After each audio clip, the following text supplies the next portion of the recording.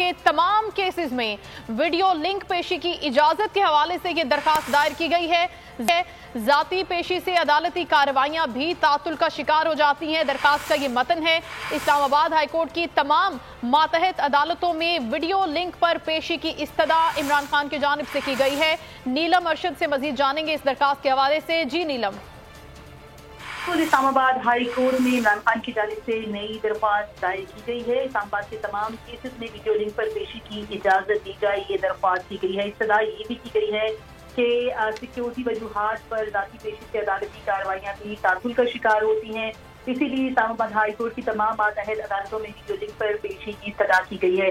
तजवीज़ ये भी दी गई है इमरान खान की तरफ से कि उनके जो तमाम केसेस हैं उनको जुडिशियल कॉम्प्लेक्स में चला लिया जाए। पुलिस को अदालत पेशियों के दौरान मुकम्मल सिक्योरिटी फराहम करने का भी हुक्म दिया जाए। साथ ही साथ आपको बताया कि मोटरवे हाईवे पर भी सिक्योरिटी फराहम करने के अहकाम किए जाने की सदा की गई है। चूंकि इमरान खान लाहौर से यहाँ पर आ रहे हैं तो रोजाना की जो मामलात के मुताबिक अगर पेशियां होंगी तो उसके दौरान उनको जो सिक्योरिटी इश्यूज हैं उस पर भी उन्होंने अदालत से इस्तदा की है कि इस पर गौर किया जाए। न सिर्फ पुलिस को अदालत पेशियों के दौरान मुकम्मल सिक्योरिटी फराहम करने का हुक्म दिया जाए बल्कि मोटरवे हाईवे पर भी सिक्योरिटी फराहम करने के अहकाम दिए जाएं।